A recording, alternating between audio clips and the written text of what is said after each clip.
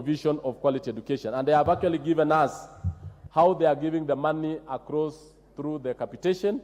And two, we have noted that they have also captured where the Ministry of Education, Madam Speaker, which is very important, allow me to say that, have actually engaged in partnership, and I think with this House, last week, with the advice of our Committee of Education and in consultation with the Ministry, the 3.3 billion grant we tabled and divided amongst 290 constituencies in this House, where they are supposed to construct classes where the NGCDF, which will actually be the vehicle under which the money will come, will pay a shilling for the construction of the thousands of classrooms that is going on. Madam Speaker, the wisdom of bringing that money, and I think to this particular House, is to ensure that members no longer go and queue in the Ministry of Education requesting for infrastructure funds, but instead these funds are channeled to the various constituencies so that they can actually build these particular schools.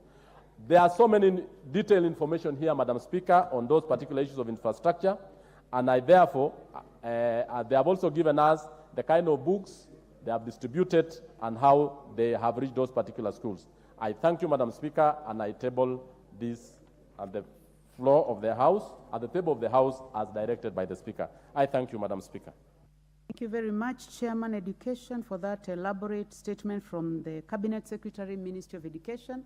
Honorable members, I see several interventions, and I would like to give a few on both sides. I'll start with the Honorable Ochem on my right, member for Ugunja. Honorable Madam Speaker, I'm member for Ugenya, not Ugunja. Chairperson of the Education Committee, allow me to. The Honorable Chair, the Honorable Speaker, I belong to Ugenya, not to Ugunja.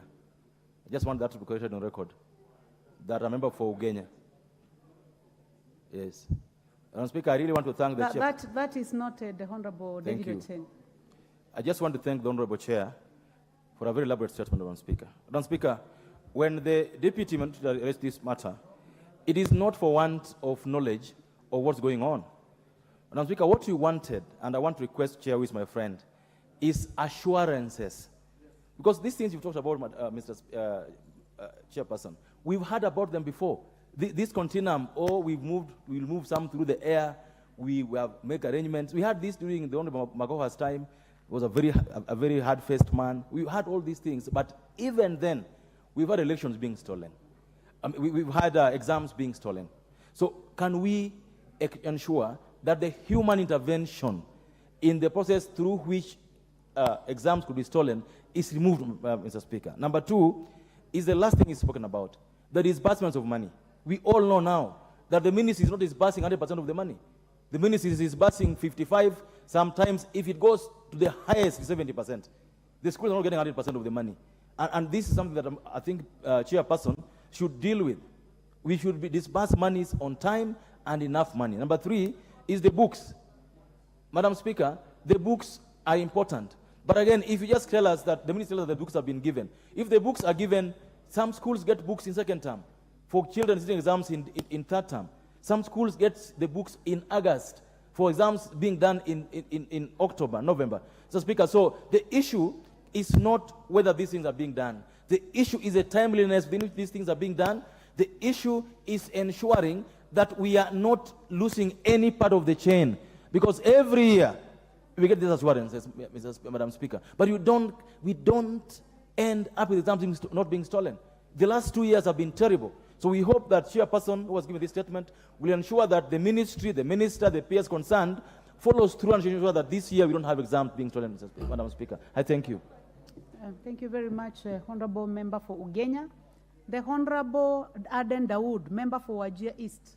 Honorable members, if you are making some clarifications, if you are seeking some clarifications, please make it a minute so that we can have several members doing so.